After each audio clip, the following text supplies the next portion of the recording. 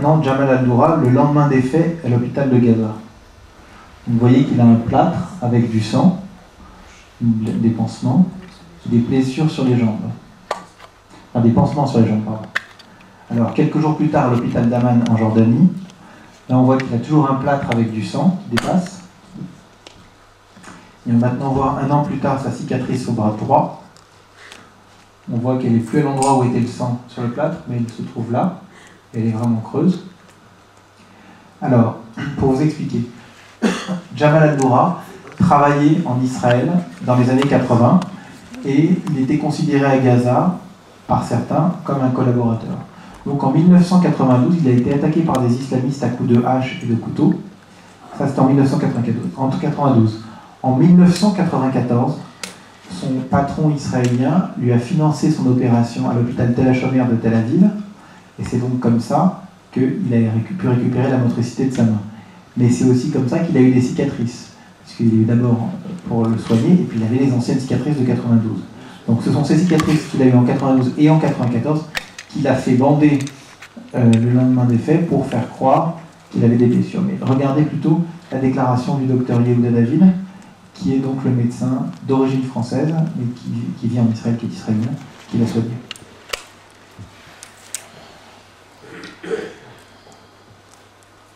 לקחתי גידים באופן חופשי, זאת אומרת, ניתקתי אותם מהשרירים שלהם מכף רגל שמאל, והעברתי אותם לשריר שהיה עדיין פעיל בידו הימנית.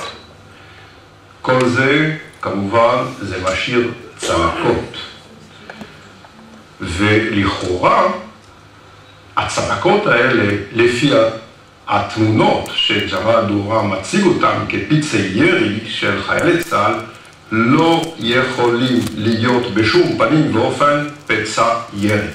לפני שיצאתי לתקשורת רציתי להיות בטוח שאני לא טועה.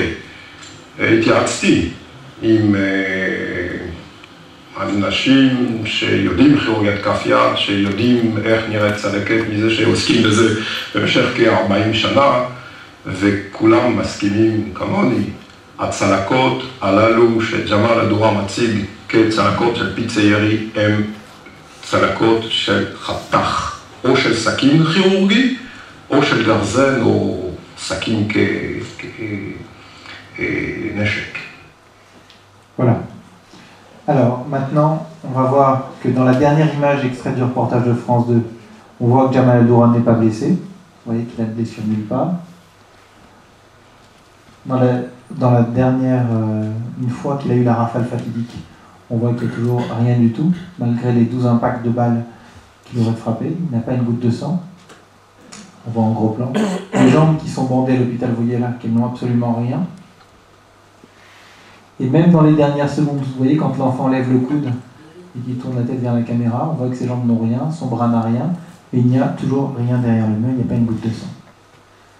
Alors, maintenant, dernière question. Est-ce que Mohamed Al-Doura a été tué au carrefour de Netzarim le 30 septembre 2000 devant la caméra de France 2? Alors, on va écouter ce que nous dit le père. The first bullet hit him in the right knee. Donc la première balle l'a touché au genou droit. Souvenez-vous bien, le genou droit. Donc là, j'avais beau essayer de toutes mes forces de le protéger, la première balle a touché mon fils au genou droit. Donc vous entendez bien, au genou droit. Donc on va écouter un médecin d'un reportage qui a été diffusé par France 2. Cette blessure à la hauteur du rein a été causée par la sortie d'une balle qui avait touché Mohamed de face à la poitrine. Donc maintenant on a une balle de face à la poitrine qui sort derrière par le rein.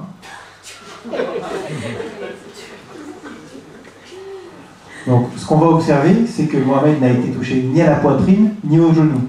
Regardez, donc ça c'est un très gros plan. Vous voyez, donc bon là on en profite pour voir le père, mais là vous voyez que le genou il n'y a rien. La poitrine n'a rien, et là vous voyez une tache rouge. Alors en fin de compte, vous allez voir un petit peu après, cette tache rouge, ce n'est pas une blessure, mais c'est un chiffon rouge que l'enfant va tirer à son abdomen pour ensuite faire croire qu'il est blessé. Mais vous allez le voir un petit peu après. Alors maintenant, on va écouter ce que nous dit Charles Anderlin sur les blessures. We got the pictures of Mohamed Al-Doura's body in the morgue of Shifa Hospital. The wounds looked to me consistent with the shooting that happened that day. The kid was not shot from the back. The wound in the back is an exit wound. Donc il parle encore d'une sortie de balle dans le dos. Donc il faut bien comprendre que c'est une balle qui rentre devant, qui attrape de la chair humaine et qui fait un trou plus large derrière et qui sort et qui est normalement censé faire des projections sanguines. Alors voilà ce que dit l'expert balistique.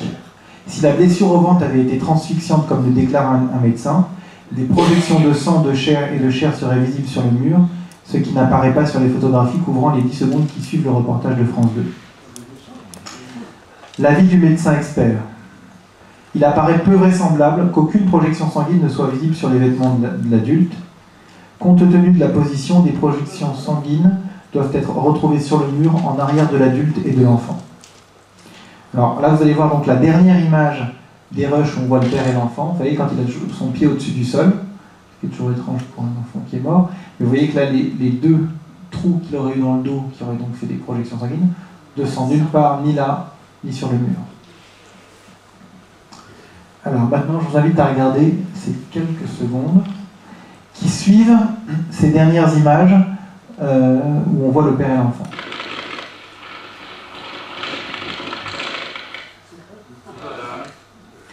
Attendez, il faut que ça revienne, ça va, il y a un problème. Regardez bien. Attendez, vous voyez, hop, là, ça c'est les rushs de France 2 en continu.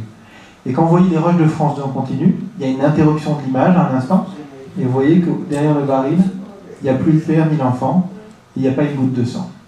Alors c'est le caméraman qui a fermé sa caméra et qui l'a rallumée.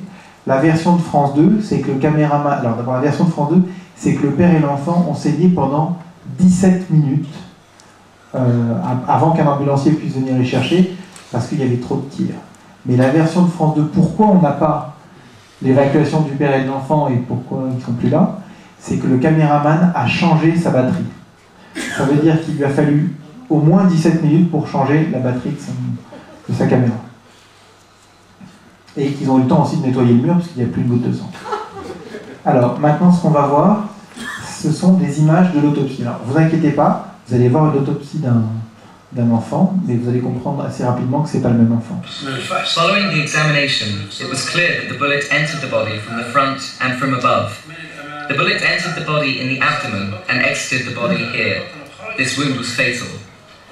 The second injury lies just beneath the chest, and the bullet exited through the left hip bone. This wound was also fatal because it shredded major blood vessels. The third injury in the left leg was relatively harmless. Donc on a deux balles qui sont entrées et sorties, et la dernière qui est une blessure dans la jambe gauche. Voilà. Alors tout à l'heure on parlait d'un genou droit. Juste pour que vous vous rendiez compte, les 45 minutes ne sont toujours pas passées. Donc on serait toujours pendant la période où les Israéliens essaieraient d'abattre le père et l'enfant à une distance de 80 mètres. Donc vous voyez bien qu'on ne parle pas du tout du même enfant au niveau de cette image-là. Maintenant, je vais vous montrer 2 ou 3 extraits du reportage allemand qui montrent que le père et l'enfant n'est pas le même. L'enfant qui est présenté en reportage de France 2 n'est pas le même que celui qui est présenté dans les funérailles. Wer wird hier zu Grabe getragen? Rami al-Doura oder Mohammed al-Doura? Gab es tatsächlich 2 Jungen, einer verletzt, einer tot und beide aus einer Familie? Um eine Antwort auf diese Frage zu finden, wenden wir uns an einen der führenden Experten weltweit. Kurt Kindermann ist Gerichtsgutachter für biometrische Gesichtsvergleiche. Ihm legen wir alle Bilder vor, die Mohammed al-Doura zeigen sollen. Die Gesichter wurden vermessen und dann untereinander in diesem biometrisch-mathematischen Gesichtsvergleich noch einmal miteinander verglichen. Bei der Beerdigung gehe ich davon aus, dass es der Junge ist, der auch diese äußerst markante Verletzung im linken Augenbrauenbereich hat, denn diese Verletzung ist deutlich auf dem Obduktionsbild zu sehen und ist auch deutlich auf dem Beerdigungsbild zu sehen. Die ist nicht erkennbar auf dem Bild der Einlieferung im Krankenhaus. Auch weitere Merkmale sprechen dafür, dass es sich bei dem obduzierten Kind nicht um Mohammed al-Doura handelt. Hier sieht man ja, dass die Augenbrauen in den Bogen verlaufen und hier sieht man, dass die flach nach oben, nach hinten verlaufen. Hier sieht man dann auch, dass der Mund diese eine runde Form hat und der hier diese geteilte Bogenform hat. Bei der Beerdigungsszene und auf dem Obduktionstisch ist anzunehmen, dass es sich hierbei um die gleiche Person handelt. Aber nicht die hinter dem Fass. Aber nicht die hinterm Fass, die deutlich jünger zu sein scheint. Der Gesichtsvergleich bestätigt. Das Kind, das beerdigt wird, ist aller Wahrscheinlichkeit nach dasselbe Kind, das der Pathologe untersuchte. Beide aber sind nach Ansicht des Experten nicht Mohammed al-Dura. Okay. Alors.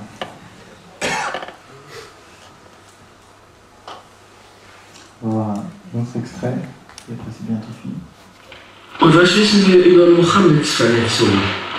Den Zeugenaussagen zufolge kann der Krankenwagen mit Mohammed und Jamal al-Dura frühestens gegen 3:30 hier im Shifa-Krankenhaus in Gaza angekommen sein. Der diensthabende Arzt erinnert sich auch an die Einlieferung eines toten Kindes, aber nicht um 3:30.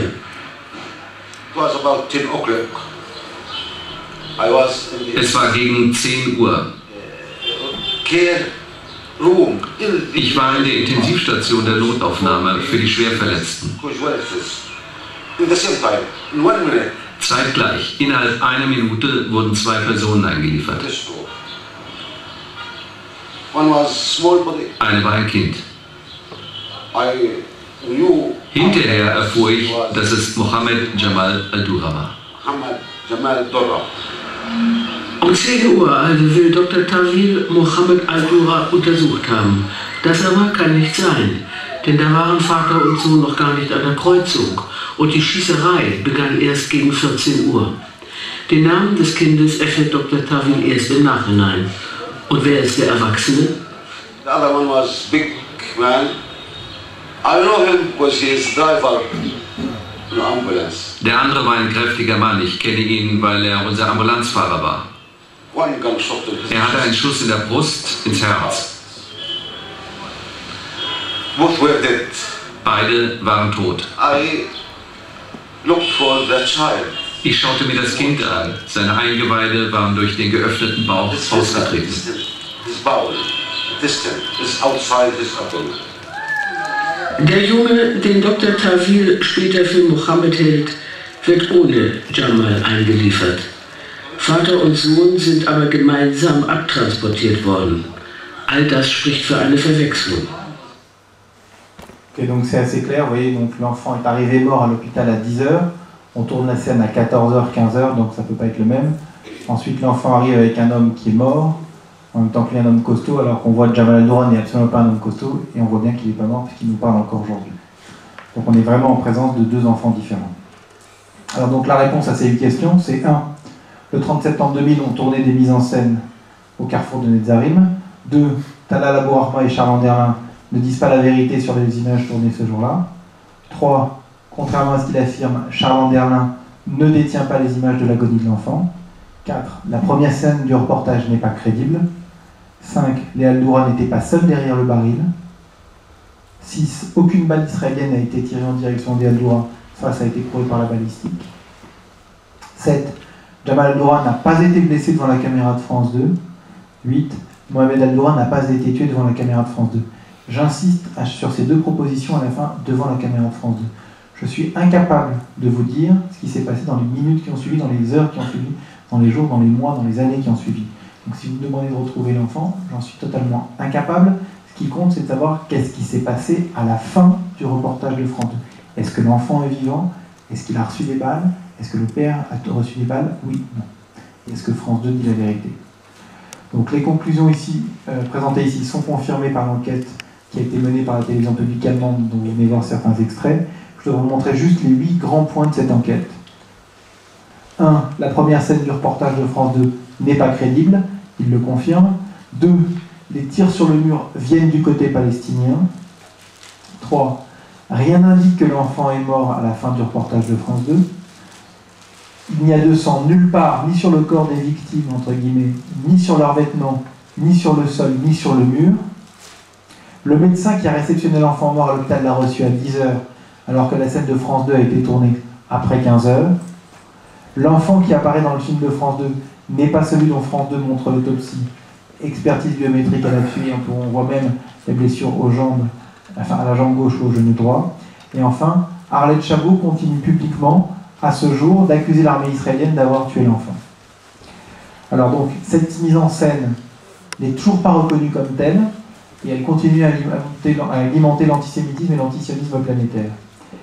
Je dois juste vous montrer un extrait de la charte des devoirs professionnels des journalistes français. Un journaliste digne de ce nom tient la calomnie, les accusations sans preuve, l'altération des documents, la déformation des faits, le mensonge pour les plus graves fautes professionnelles. Maintenant, je voudrais vous montrer quelque chose, faire écouter quelque chose. C'est Michel Field qui a interrogé Charles Anderlin le 10 janvier 2009 en pleine opération à Gaza.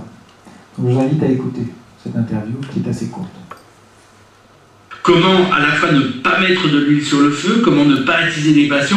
Charles Anderlin, j'ai envie de me retourner vers vous parce que vous avez été, on le sait dans la profession, victime de campagnes de presse ignobles, de sites sionistes, extrémistes, etc., qui ont mis en cause votre probité journalistique.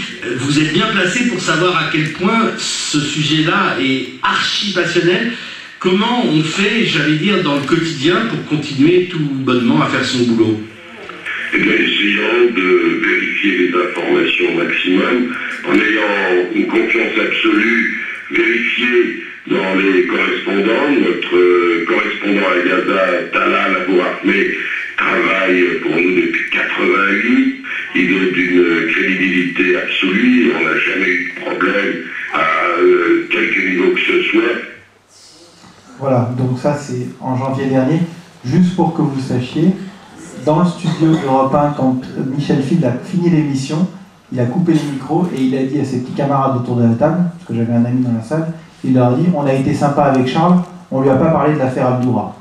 Donc ça veut dire que Michel Field sait tout ça, aussi bien que vous, mais il continue à jouer le jeu en disant « site extrémiste sioniste ». Maintenant, en mai 2009, Charles Anderlin a été interrogé sur Radio Notre-Dame. Je voudrais que vous écoutiez ce qu'il a déclaré. Attends. Ah. Non. Non, ça ne pas. Vous êtes aussi médiatiquement connu pour l'affaire Mohamed Al-Doura. Est-ce que vous pouvez y revenir? C'est cet enfant palestinien qui en 2000 avait été tué dans une fusillade et ça vous avait valu, votre commentaire vous avait valu quelques démêlés même judiciaires. C'était allé assez loin, d'ailleurs ça a fini. Non, mais ça continue. Nous sommes absolument en cassation. Il y a eu plusieurs procès que nous avons gagnés. Une des personnes qui a été condamnée a été acquittée en appel et nous faisons appel en cassation contre cet acquittement.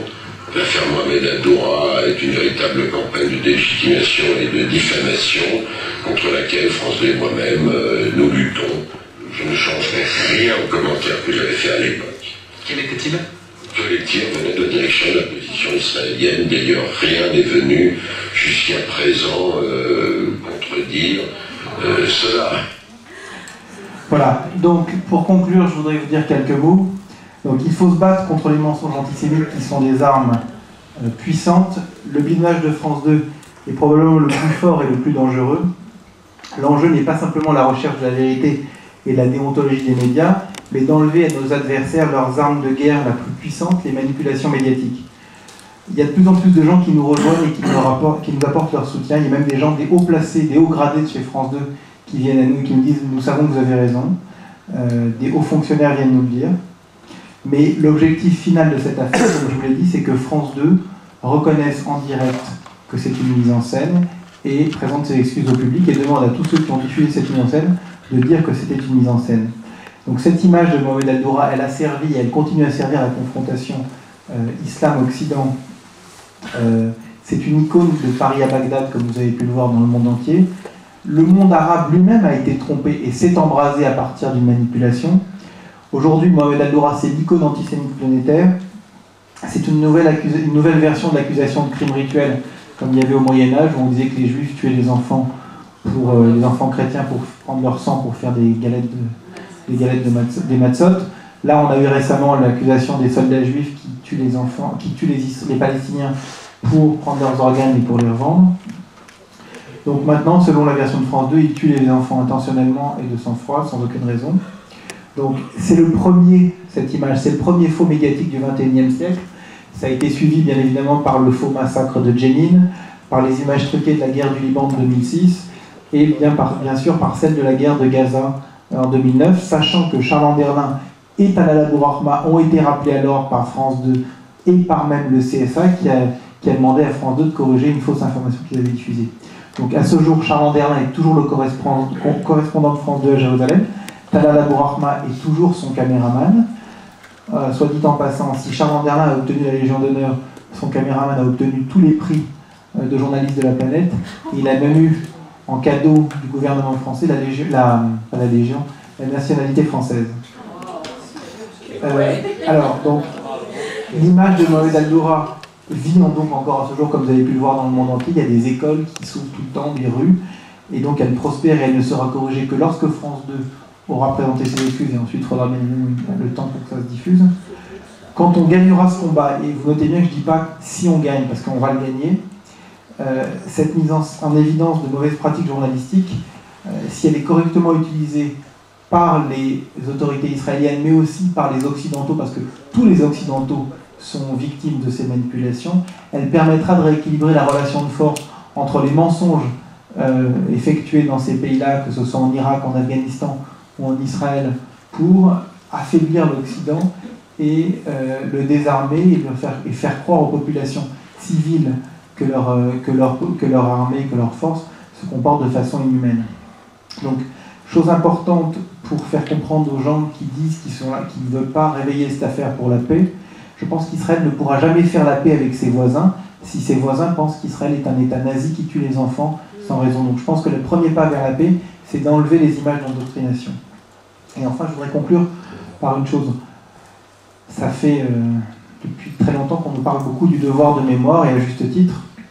Mais je crois qu'on ne peut pas inscrire la mémoire sur le mensonge.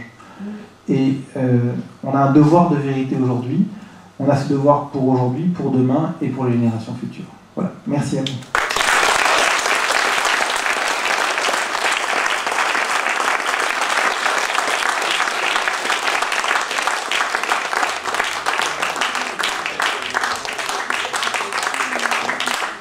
Alors, si vous voulez bien, je vais prendre des questions.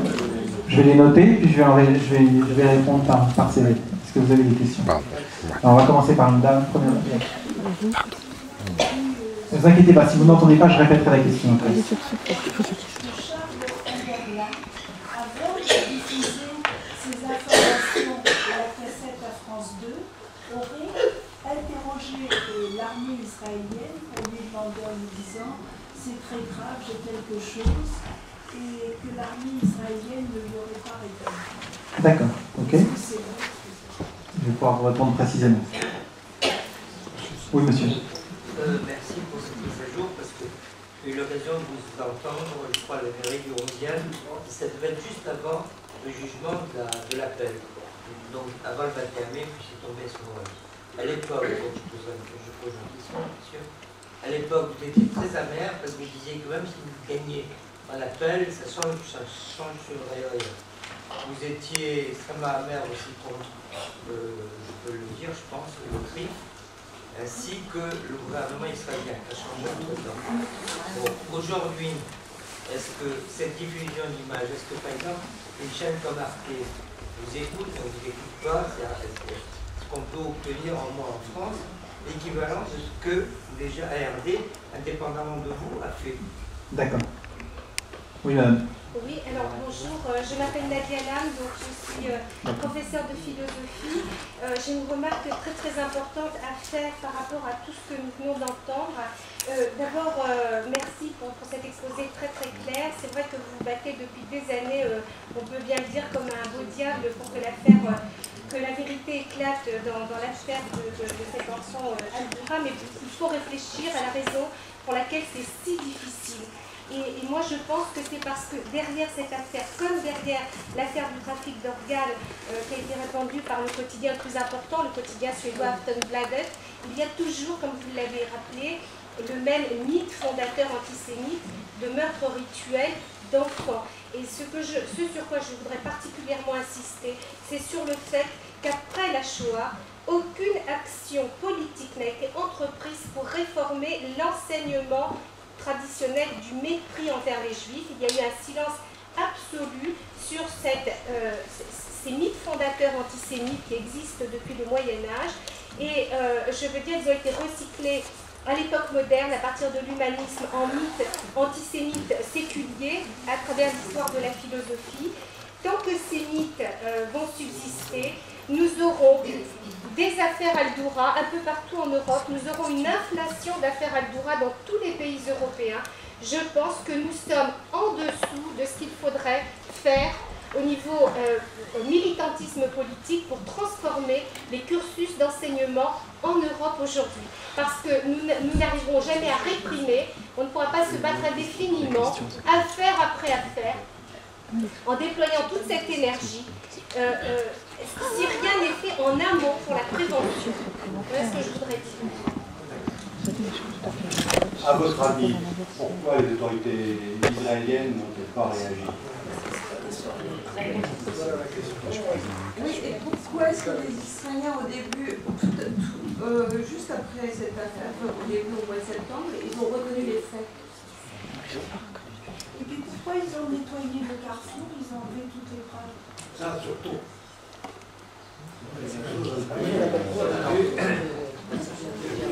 Les correspondants de télévision de la presse sont en général palestiniens. Et est-ce que dans le film allemand, est-ce qu'on a interrogé par exemple les caméramans de la société de presse, par exemple? Ce que je vous propose, c'est que je vais commencer à répondre à ces questions, et puis après on va reprendre une autre série, d'accord? Alors d'abord, oui, ce que vous avez vu, là j'ai mis mon email, donc si vous voulez m'écrire, me poser des questions, demander des images ou quoi que ce soit, vous m'envoyez un email, et si vous souhaitez être tenu informé en direct de l'information, vous m'envoyez un mail et je vous mettrai dans la liste de mes amis, certains ici en font partie, à qui j'envoie des informations de temps en temps. Alors, maintenant je vais répondre. Donc, est-ce que Charles Anderlin a interrogé l'armée israélienne? Oui. Et d'ailleurs, je me suis retrouvé la semaine dernière avec le militaire israélien qui a été interrogé par Charles Anderlin. Il s'appelle Yarden Vatikai. Et il lui a dit, voilà, il est 18h30, voilà, j'ai des images très graves, j'ai besoin d'une réponse dans la demi-heure. Donc lui, il a refusé de répondre, il a dit, attendez, je ne sais pas de quoi vous parlez, il était au courant d'absolument rien. Vous pouvez imaginer, il faut quand même imaginer qu'on n'est pas dans un pays comme la France. À ce moment-là, on est dans un pays où ça vient d'exploser, hein, je veux dire, ça commence à péter dans tous les sens, et il se retrouve avec un correspondant qui dit, j'ai des images très graves. Et donc il dit, attendez, il faut qu'on voit ça, et Charles Anderlin passe outre et le diffuse avec le commentaire que vous connaissez. Donc, l'armée israélienne n'a pas pu répondre véritablement, et 2 jours plus tard, il y a un monsieur qui s'appelle Giora Eiland, qui était un des plus grands généraux israéliens, qui a dit, bah oui, ok, ça doit être nous. Et ce monsieur, je l'ai rencontré la semaine dernière en Israël, et il m'a dit, et comme il l'a dit après, parce qu'après il est revenu sur ses déclarations, il a dit, écoutez, moi je vis dans un monde où les journalistes diffusent des informations, des images qu'ils ont vues. Je ne peux pas imaginer, et c'est ça je crois qu'il faut comprendre, c'est que, après je vous expliquerai après ce qu'on ne peut pas imaginer. Mais cet homme-là, ce général, qui a fait toute sa carrière dans l'armée, il a dit, je sais pas, moi je vois la télévision, un type nous dit qu'on a tué, il a vu les images, elles semblaient vraisemblables, et puis il a dit oui. Rendez-vous compte d'une chose, en 2000, des Arabes se font exploser dans les cafés, dans les restaurants en Israël, et font des attentats suicides, d'accord?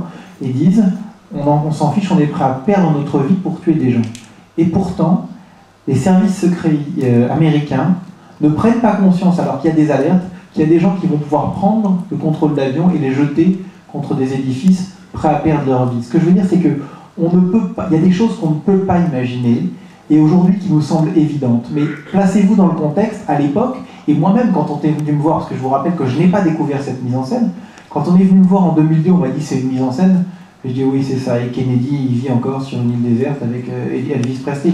Enfin je veux dire, ça paraît tellement délirant qu'on puisse faire, qu'on en soit là, quoi. Je veux dire, aujourd'hui ça nous semble évident, mais rendez-vous compte que ça ne marche pas dans le cerveau. Et même, regardez ce journaliste du Jérusalem Post et de Maariv, sur lui, sur une Maariv, qui a écrit que c'était une mise en scène, et ben son cerveau, il y a une vraie dissonance cognitive, ça ne marche pas, il repasse sur le fait que non, l'enfant a été tué. Alors, le CRIF et le gouvernement israélien et Arte. Alors déjà, Arte, il faut que vous compreniez une chose, c'est une chaîne qui adore les juifs morts. Les juifs de la Shoah, ils sont magnifiques, c'est-à-dire qu'il y a un jour sur deux, et encore je suis gentil, un reportage sur la Shoah, sur des descendants de la Shoah, sur des rescapés de la Shoah, sur pourquoi les Allemands et ça, ça ne manque pas, ok? En revanche, les juifs vivants, ça ne les arrange pas du tout. Les juifs qui se battent et qui ont changé le paradigme du juif victime, ça ne les arrange pas du tout. Donc Arte, sur ce côté-là, n'est jamais bon. Il faut que vous vous rendiez compte que ARD est un partenaire d'Arte. J'ai eu le mail la semaine dernière de la télévision publique allemande. Arte refuse de diffuser le documentaire, d'accord? Tout comme TF1, mais Arte refuse, alors que ça lui coûte zéro. Ils sont dans la coproduction, c'est-à-dire qu'ils ont payé, mais ils ne le diffuseront pas. Alors, pour ce qui concerne donc le CRIF, alors donc, pourquoi les autorités israéliennes? Donc, les autorités israéliennes, d'abord donc, vous êtes là, monsieur, elles ont d'abord donc accepté la culpabilité, elles ne se sont pas rendues compte, surtout de l'impact historique, et au début, quand je suis allé les voir, leur réponse c'était, écoutez, il y a des morts israéliens, des morts tous les jours, on passe à autre chose, on a autre chose à faire. Et quand je leur dis, mais c'est historique, ils vont en faire des choses énormes dans les pays, mais non. Et alors je dis, mais ils ont menti. Et la réponse claire, ça a été, écoutez, dire que les caméramans arabes font des mensonges, c'est comme dire qu'il fait beau au mois d'août en Israël. Bon, et donc pour eux, c'est une évidence. Ce qu'il faut comprendre, c'est quand on vit en Israël, enfin quand les gens qui vivent en Israël, quand on est en Israël, on ne sait pas ce que c'est que ces images-là. Mohamed Al-Doura, ils ne vivent pas avec. Allez dans les pays arabes, vous allez comprendre. Mais ils ne se rendent pas compte de l'impact que ça peut avoir. Ils ne savent pas ce que c'est que l'antisémitisme. Pour eux, c'est un concept. Nous, on le touche au quotidien. C'est-à-dire que moi, je peux vous raconter mon premier contact avec l'affaire Al-Doura. C'était à l'époque, j'avais une petite société de technologie. Et donc ça se passe un samedi soir, 30 septembre 2000. C'est le deuxième soir de Rosh Hashanah. Bon, le dimanche après, ça fait du bruit, on en voit partout. Et le lundi matin, je suis dans mon bureau. Et j'ai mon informaticien en chef qui arrive et qui éructe et qui dit « Qu'est-ce que tu as encore fait hier à Gaza ?» Je regarde, j'étais pas à Gaza hier. « Oui, ton armée à Gaza !» L'armée française était à Gaza. « Mais non, l'armée israélienne !» Donc il fallu que je lui explique que je n'étais pas israélien et français. Donc ce que je veux dire, c'est que cette sensation-là, les Israéliens ne la vivent pas, ne comprennent pas cette histoire-là. Ensuite, alors, en Israël, il y a beaucoup de choses. Il y a d'abord la puissance qu'est Charles Anderlin. Ce qu'il faut comprendre, c'est que Mohamed Al-Doura, c'est une icône défendue par une icône journalistique, Charles Anderlin. Charles Anderlin, c'est ce que m'a dit un journaliste du Monde, m'a dit, il faut que tu comprennes, c'est le tour opérateur numéro 1 d'Israël. C'est-à-dire que tout journaliste, tout homme politique qui débarque en Israël, il a le téléphone de Charles, il appelle Charles, il est très sympa, il leur donne les téléphones de tout le monde, les contacts, il leur donne tous les bons endroits où aller. Et donc ça, il faut comprendre qu'il s'est fait un réseau d'amitié très puissant. Il est aussi citoyen israélien. Donc, pour les Israéliens, quand je suis allé les voir, il dit, écoute, qu'est-ce que tu nous racontes? Petit Français qui vit à Paris, nous, on le connaît, il a fait l'armée avec nous, il était porte-parole de l'armée israélienne, donc on le connaît. Donc il faut comprendre tout ce processus. Et même en Israël, je peux vous donner la dernière anecdote, elle date à 19h ce soir. La semaine dernière, j'étais en Israël, j'ai vu le ministre qui m'intéressait le plus au point, il s'appelle Yuli Edelstein. Il a 2 ministères. Premier ministère en charge de la diaspora, deuxième ministère en charge de l'information. C'était l'homme de mes rêves, quoi. Je suis allé le voir, il m'a dit, pas de problème Philippe, je vais faire une déclaration officielle, je pars à Rome jeudi, et je fais ma déclaration officielle. Super. Et j'appelle le journaliste italien de la RAI qui devait faire cette déclaration. Rien. J'appelle, rien. Ce soir, j'ai son porte-parole qui me dit Yoli n'a pas pu faire sa déclaration, le ministère des Affaires étrangères israélien l'en a empêché. Ce qu'il faut comprendre, c'est qu'au sein du ministère des Affaires étrangères israélien, il y a des gens qui restent encore des très très grands amis de Charles Anderlin. Maintenant, je voudrais vous poser juste une question dans cette salle. Vous avez vu, donc je vous dis 30% de ces images. Est-ce qu'il y a des gens dans cette salle, et il n'y a aucune honte à ça, et vraiment, je vous assure, je suis prêt à me battre avec vous pour vous convaincre, mais est-ce qu'il y a des gens dans cette salle qui doutent du fait que c'est une mise en scène? Non mais franchement, n'ayez pas honte, hein, ça ne me pose pas de problème. Donc voilà, le directeur général du... Pardon? pourquoi puisque c'est une mise en scène... Attends, si c'est une autre question, Patrick, on va attendre, parce que je voudrais juste... J'ai pas fini. Donc, personne ne doute du fait que c'est une mise en scène.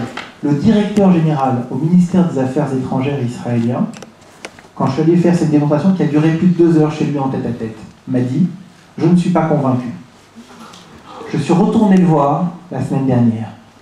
Il m'a dit « Je ne suis pas convaincu ». Je lui ai dit donc, alors, on a donc, pour résumer, on a donc la seule source, un caméraman arabe, Talal Abou Rahma, qui ment comme un arracheur dedans, on peut le voir.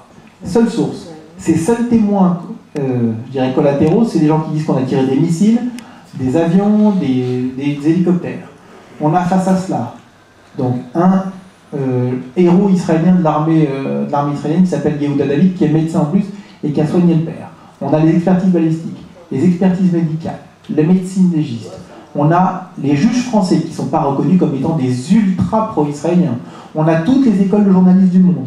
Et donc toi tu me dis que toi tu n'es pas convaincu, et face à tous ces gens-là, alors je lui dis, mais tu as une seule chose à faire. Prends 3 experts balistiques en qui tu as confiance. Tu prends 3 médecins légistes et tu leur fais regarder tout ça. I'm not convinced. Donc ce qu'il faut comprendre, c'est qu'il y a des gens qui ont des liens particuliers, et Charles Anderlin est une personne puissante en Israël. Dans le documentaire allemand, si un jour on arrive à le faire diffuser, vous verrez une chose, le gendre de Shimon Peres, qui s'appelle Rafi Walden, qui est un médecin très respecté, qui a plus de 70 ans en Israël, fait dans ce documentaire allemand un faux témoignage pour soutenir Charles Anderlin. Donc il faut comprendre, donc attendez, on prend une autre série de questions, mais il faut comprendre ce qui se passe en Israël. C'est pas simple, on se bat pas qu'avec des gens qui ont envie qu'on ait raison. Et puis il y a aussi un autre truc, c'est que à cette époque-là, il y a des gens qui ont fait des fautes, qui se sont trompés, d'accord? Et ils n'ont pas envie qu'on fasse remonter à la surface. Et moi, un des trucs que j'ai proposé quand j'ai été au bureau du Premier ministre, j'ai pas vu le Premier ministre, mais j'ai vu ses conseillers, je leur ai dit, surtout, ne dites pas qu'on va enquêter ensuite pour savoir qui a fait les bêtises. Dites qu'on passera l'éponge. Parce que si vous dites qu'on va enquêter, alors à ce moment-là, tous les gens qui ont fait des bêtises vont se dire, ouh là là, il ne faut surtout pas que ça sorte. Alors, pour répondre, donc enfin... Donc oui, les correspondants à Gaza sont tous arabes, maintenant. Là, alors arabes et arabes locaux, puisque France 3 avait même envoyé un Français d'origine arabe à Gaza. Il a été enlevé pendant une semaine par les locaux, et ils l'ont renvoyé ensuite. Mais l'idée et le concept étant que l'information qui sort de là-bas doit être contrôlée à 100%, et donc elle ne peut être contrôlée que par des gens qu'on tient totalement. Alors, je voudrais dire un truc aussi intéressant là-dessus. Lors de la dernière guerre à Gaza, moi j'ai reçu des appels formidables. Oh, des gens qui tout émus. T'as vu, c'est super. France 2 vient de montrer que le Hamas, c'était vraiment très mal une fois que la guerre était finie. Et je leur ai dit, non, vous n'avez pas très bien compris. France 2 a choisi son camp au Proche-Orient. Ils ont choisi l'autorité palestinienne contre le Hamas.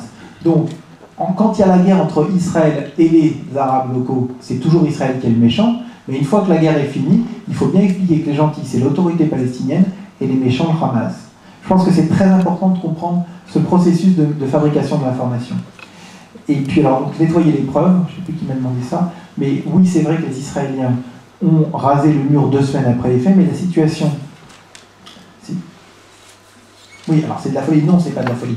Parce que ce jour-là, à cette époque-là, ce carrefour était devenu un carrefour où il y avait des morts tous les jours, parce que les Israéliens se battaient avec les Palestiniens, et le commandant en chef qui s'appelle Yom Tov Samia a considéré, et je pense qu'à l'époque il ne pouvait pas se rendre compte de l'impact de ce que ça allait devenir, a dit si je rase le bâtiment, ils n'auront plus d'endroit pour se cacher, on ne se fera plus tirer dessus. Et ça a marché. Sauf que vous avez raison en termes historiques, mais on ne peut pas refaire l'histoire avec ce qu'on voit derrière. D'un point de vue militaire, ce n'était pas une réaction stupide. Voilà. On reprend une série. Et s'il y a des questions auxquelles je n'ai pas répondu, vous pouvez relancer. Oui. J'ai 2 questions. La première, est-ce que France 2 et Anderlin n'ont pas préparé une seconde ligne de défense en disant d'accord, il y a des mises en scène, mais en réalité c'est comme ça parce que ces mises en scène ne font qu'exprimer la réalité. C'est bien peu de choses totalement, mais j'ai entendu des choses comme ça. La deuxième, il me semble qu'il faudrait quand même rendre hommage à Gérard Hubert qui a publié un livre sur cette mise en scène qui a été, je crois, vraiment le premier, en France en tout cas, à soulever le livre. Ok. Un détail, vous avez mentionné tout à l'heure que Talal Abu-Rama travaillait pour CNN aussi. Or, bon, que ce soit dans le cadre de Gérard Hubert ou dans tous les travaux qui ont été faits là, jamais ça a été mentionné ça. Et comment se fait-il que CNN n'ait pas fait savoir qu'elle avait reçu ces images et qu'elle les avait refusées et qu'aucun journaliste ne l'ait mentionné? C'est la première fois que j'entends ça et je suis l'affaire aussi depuis des lustres. Donc je suis un petit peu surpris. D'accord. Je vais vous donner mes sources, elles sont les plus proches de Charles Anderlin. Alors, monsieur. Est-ce qu'il y a eu des analyses du sang sur des balles provenant du corps des victimes Al-Dura? Attendez, laissez les questions parce que si je ne peux pas les noter, je ne pourrais pas bien y répondre. Et une petite question simple. Est-ce que Charles Anderlin, qui serait israélien, est-il juif?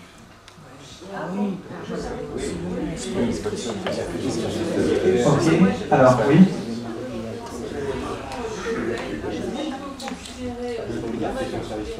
Excusez-moi, Est-ce qu'on peut considérer que Charles Anderlin a été l'objet de manipulation quelconque au départ, ou est-ce qu'il aurait lui choisi son camp dès le départ? Après, effectivement, qu'il n'ait pas voulu se dédire et passer quelqu'un qui était grugé, voilà la question. J'ai compris. Vous aviez même montré une preuve du caméraman qui parle en Tunisie et qui explique que c'était un montage, si je me mémoire. Maintenant, ma question, c'est la pétition qui a été faite en 2002, je crois, par dans le Nouvel Obs, dans lequel il y a beaucoup d'intellectuels juifs. En 2007. En 2009, en 2008. La pétition, c'est en 2008, c'est quand j'ai gagné le procès. Ah bon? Ah, je crois que c'était beaucoup plus ancien. C'est les ateliers et autres, personne ne s'est récusé, personne n'a... Il est si fort que ça, l'Anderlin en question. Okay. Alors, j'ai une série. Si vous voulez bien, on va faire une petite série. Alors, Jean-Pierre, et après on fait ces deux, et après on fait une série, parce que après j'ai plus de place sur ma feuille. Attendez. Alors, attendez, je prends les deux et après on va... Les seules images où on a une certaine représentation de ce qui s'est passé, en fait, ce sont les images de la société de presse, de l'EPI. Et quand on voit ça, bon, on est assez convaincu. Quand on voit à la fin le mur sans balles, complètement débarrassé, tout ça, c'est assez convaincant. Mais alors, les plans de la société de presse qui donnent une idée de ce qui s'est passé en général dans cet endroit montrent en fait qu'il y a ce fortin israélien qui n'a pas tiré, il n'y a rien, on ne doit rien sortir de là. Est-ce que d'abord les soldats qui ont fait partie de ce fortin, quand même, ils ont assisté à la scène, jusqu'à présent, ils n'auraient rien dit, on n'aurait pas été les voir pour leur demander leur avis, etc. Et d'autre part, c'est quand même, les gens qui tirent, on ne les voit jamais. Okay. Excusez-moi, je suis désolé, je préfère qu'on fasse une deuxième série parce qu'après je réponds mal, et parce que j'oublie certaines trucs. Alors, juste à quoi j'ai pas répondu? Écoutez, j'ai posé une question très importante, c'est la question de la cause de ces diffamations contre Israël, contre Tsahal, contre Israël, contre les Juifs. Il va y avoir... J'ai compris, j'ai entendu. Non, écoutez-moi jusqu'au bout. Il va y avoir une inflation dans les semaines et dans les mois qui vont venir, et votre répression, votre tentative de répression et de découverte de la vérité, de publication de la vérité seront totalement étouffées par la multiplication des affaires type Al-Doura, comme on l'a vu avec Astonblad. Il n'y a aucune action politique à l'heure. Il faut poser, Nadia, poser une question. Je finis ma question. Non, mais c'est pas une question. La question, c'est... Je vous demande si vous accepteriez maintenant de vous orienter vers une action politique décidée, déterminée, pour demander aux gouvernements européens de réformer leur cursus d'enseignement et pour lutter contre ces stéréotypes. Je vais répondre tout de suite à votre question. La réponse est non, ce n'est pas mon métier, ce n'est pas mon rôle. Attendez, je vais répondre à votre question. D'accord, mais je vais vous répondre. Vous ne le faites pas, vous êtes attendez, excusez-moi, je vais répondre aux questions. Je vais répondre aux questions, donc moi ce n'est pas mon rôle de faire ça. Mon rôle c'est... Non, d'accord. Car ça dit ici, le vôtre, le mien et celui de l'ensemble des Juifs. Vous ne trouvez pas qu'il en fait déjà beaucoup pour une seule personne? Non, chacun son métier. Écoutez, je le dis avec sérénité, tant que nous nous battrons sur les effets et pas sur les causes, nous allons renforcer dans les je voudrais juste pouvoir répondre. Vous avez c'est un autre débat. Excusez-moi, je peux répondre maintenant? Ce n'est pas un autre débat, elle a entièrement raison. Entièrement raison, cette dame. Parfaitement. Parce que vous n'êtes pas dans l'enseignement et vous n'avez rien compris. Rien. Il a entièrement raison. Et je n'ai rien de personnel, croyez-moi bien. Il faut qu'il trouve ici. Non, j'en ai. Bon, maintenant, j'aimerais pouvoir répondre, parce que si on ne peut pas répondre, on arrête là tout de suite. Donc, maintenant, oui, vous avez raison sur le fait que c'est important d'aller sur les causes. Maintenant, en ce qui me concerne, à la position où je suis, écoutez, vous pouvez choisir ce que vous voulez, vous avez votre droit, chacun a le droit de faire ce qu'il veut dans sa vie, chacun fait ce qu'il veut. Il y en a qui choisissent d'être médecin, il y en a qui choisissent de faire ce qu'ils veulent. Moi, je vous dis, dans ma position aujourd'hui, j'ai décidé d'enfoncer ce clou. Maintenant, vous avez entièrement raison, c'est extrêmement important de remonter aux causes et, je dirais, savoir comment on va soigner le malade plutôt que d'essayer de mettre des pansements. Maintenant, sur cette affaire-là, elle est tellement importante et elle montre tellement de choses que là où je suis, avec le peu de pouvoir et de puissance que j'ai, j'essaie déjà d'avancer sur ce dossier-là. Pour ce qui concerne le reste, c'est une décision qui doit être prise au niveau politique, et à partir du moment où déjà sur une affaire comme ça, nous n'arrivons pas à avancer, compte tenu du fait que je suis interdit de radio juive, radio non juive, etc., je suis interdit de partout. Je suis interdit de médias en France, tous les médias, que ce soit les médias juifs ou les médias, on ne parle, ils ont maintenant décidé de ne plus parler de moi, puisque la dernière bonne nouvelle, c'est que Clément Veyrenal a été attaqué en diffamation au sujet de l'affaire Al-Doura, par qui? Je vous le donne en mille, par Jamal Al-Doura, qui l'accuse d'avoir publié un article dans Actualité Juive, le mettant en cause. Et donc maintenant, Actualité Juive ne veut même plus parler de l'affaire. Donc, pour répondre, et maintenant je voudrais qu'on arrête là, sur cette histoire-là, je vous dis, moi je m'arrête là, vous avez le droit entièrement de penser que je ne fais pas mon travail, moi je fais ce que je peux faire. Maintenant, je vais répondre aux autres questions.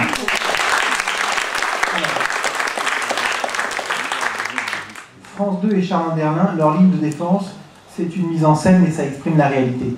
En effet, c'est ce qu'a dit Charles Anderlin.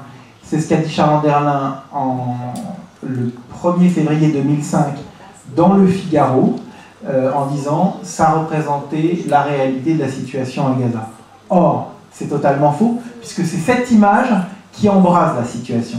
Donc même si on acceptait son histoire, c'est faux, et donc de toute façon c'est abject, puisque, moi je vais vous dire un truc, il paraît qu'il y a, je sais pas, 50 viols en France, à Paris, par an. Ok, donc on va prendre une film, on va filmer un faux viol, et on va le montrer au journal de France 2, on va dire qu'on a filmé un viol. Puis on va dire, regardez, notre caméra a filmé un viol. On peut tout montrer, on peut tout inventer, c'est totalement absurde. Le journaliste est là pour rapporter ce qu'il a vu, pas pour mettre en scène une réalité qu'il croit. Alors Gérard Hubert, bien évidemment, Gérard Hubert, je le salue partout.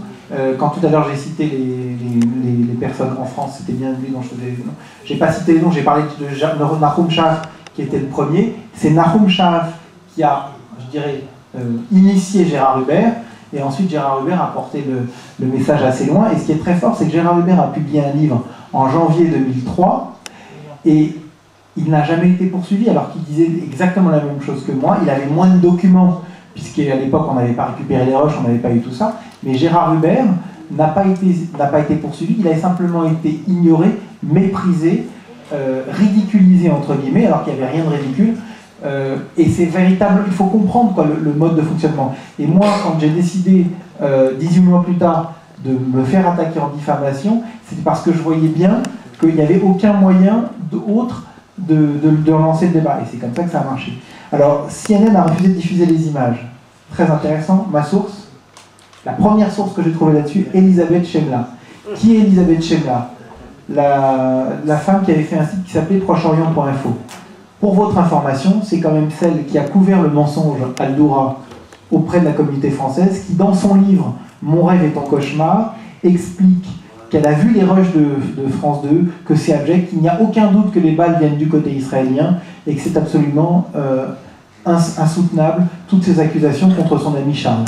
Son livre « Mon rêve est ton cauchemar », le titre lui a même été inspiré par la femme de Charles Anderlin, puisqu'elle le dit dans sa préface, et elle dit, c'est Daniel Kriegel qui m'a donné le titre. Donc la proximité entre Charles et Elisabeth est très forte. Ce sont des amis très chers. Et dans son livre, elle raconte comment le correspondant à Jérusalem, le patron du bureau de Jérusalem, Mike Hanna, qui est un Américain d'origine libanaise, a refusé de diffuser, et comment son journaliste, qui s'appelle, je crois, Pierre Claude Chandler, un truc comme ça, qui était donc un Français qui a fait son alia et qui vivait en Israël, et qui était meurtri du fait qu'on ne lui ait pas laissé lui aussi avoir son scoop, quoi. Donc voilà un petit peu ma source. Je vous invite à regarder si vous voulez, vous m'envoyez un mail, je vous donne les pages exactes du truc. Voilà. Alors, alors, bien évidemment, Danielle Kriegel est la cousine germaine de Blandine Kriegel, qui est elle-même la femme d'Alexandre Adler. Alexandre Adler, un jour, je l'ai questionné sur l'affaire, et c'était quelques semaines après la crise cardiaque d'Ariel Sharon, c'était en 2006, et il me dit oh, « Vous voulez moi aussi que j'ai une crise cardiaque ?» Et il m'a dit écoutez, c'était enregistré, il s'en est pas rendu compte, c'était enregistré, parce qu'il parlait alors qu'il avait fini sa conférence, et que le micro était toujours là, donc j'ai la bande, et il disait ah, Charles s'est fait avoir par son caméraman, et puis après, il m'a expliqué, il s'est fait avoir, c'est comme à l'époque de l'URSS, les journalistes occidentaux arrivaient en URSS, se faisaient donner des bons tuyaux par le KGB, qui leur donnait des bonnes infos, ils arrivaient, ils devenaient des héros chez eux, puisque le KGB, parce qu'ils avaient vraiment la vérité, ils avaient la source, donc on dit, oh là, c'est vraiment un grand soviétologue, et puis une fois qu'ils étaient pris, c'était un peu leur drogue, et donc ils allaient à leur source au KGB, et donc ils devenaient ensuite les propagandistes du KGB. Alors, et ça, ces sources sont cousins par alliance.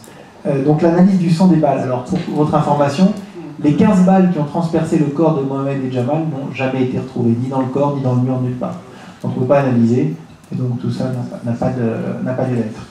Alors, Charles Anderlin est israélien et juif. Oui, il a fait son alia il y a à peu près une quarantaine d'années, il est juif, et c'est aussi son grand argument. Il faut que vous compreniez, oui, je suis un juif, mes parents ont fui l'Anschluss en Autriche, ensuite on s'est caché pendant la guerre, bon, lui il est né en 45. Mais ce que je veux dire, c'est que voilà, il faut comprendre, donc, pour je dirais le non-juif de base, qui a un raisonnement assez simpliste. Juif pro-israélien, pas juif, on ne sait pas. Donc un juif forcément pro-israélien ne peut pas faire ces choses-là. Moi, la réflexion de Pierre Lelouch, qui n'est pas un type stupide du tout, quand je lui en ai parlé, il me dit « Mais enfin, il est juif ». Voilà la réaction de Pierre Lelouch. Pierre Lelouch, ministre secrétaire d'État aux Affaires européennes. Alors, Charles Anderlin a-t-il été manipulé ou a-t-il choisi son camp? Alors, d'abord, je ne suis pas dans sa tête, donc je ne sais pas ce qui s'est passé dans sa tête. Peut-être qu'il faudra lui demander. Moi, ce que je peux voir, c'est que, acceptons qu'il ait été trompé par son caméraman, avec le temps, il aurait pu être amené à reconnaître son erreur. Je vais vous dire une chose. Ma conviction personnelle, c'est qu'il avait envie d'y croire. Mais c'est une conviction que je peux baser simplement sur les comportements qu'il a eu derrière. J'ai l'impression qu'il ne sait toujours pas que c'est une mise en scène, qu'il se met la tête dans le sable et qu'il ne voit toujours pas que c'est une mise en scène. Voilà mon intime conviction. Alors, le caméraman en Tunisie, non, il y avait un journal marocain qui avait dit, où il avait publié en avril 2001, qui s'appelle Le Matin du Sahara. Okay. C'était très intéressant, j'ai découvert un truc incroyable. Dans ce journal marocain, il y a la date, donc avril 2001, il y a la date du calendrier arabe et la date du calendrier juif. Je ne pouvais pas imaginer qu'il y avait ces trois dates, mais c'est assez intéressant. Et dans ce journal, il a déclaré « J'ai choisi le journalisme pour servir la cause palestinienne ». Voilà. Ça, c'était intéressant. Alors, les soutiens, les gens qui ont signé la pétition de Charles Anderlin. Alors dedans, je vous dis, il y a Jacques Attali. Alors Jacques Attali, c'est probablement une des personnes les plus influentes en France et des plus importantes dans cette affaire. C'est lui qui a empêché en octobre 2004, quand l'Express devait publier une enquête de 10 pages sur l'affaire, c'est lui qui a appelé personnellement Denis Jambard et qui lui a dit « Tu ne publies pas ça, si tu publies ça, je m'occupe de toi ». Denis Jambard a cédé, n'a pas publié. Derrière, peu après, il a été remercié de l'Express. Enfin, on lui a trouvé un moyen de partir. Mais Jacques Attali a eu une influence déterminante. Dans le cadre de mes procès, il a même fait un faux témoignage. Jacques Attali, j'ai des échanges d'emails avec lui où je lui dis, très courtois, écoutez, j'ai vu que vous défendez votre ami Charles Anderlin, ce serait peut-être bien que je vous montre mes documents.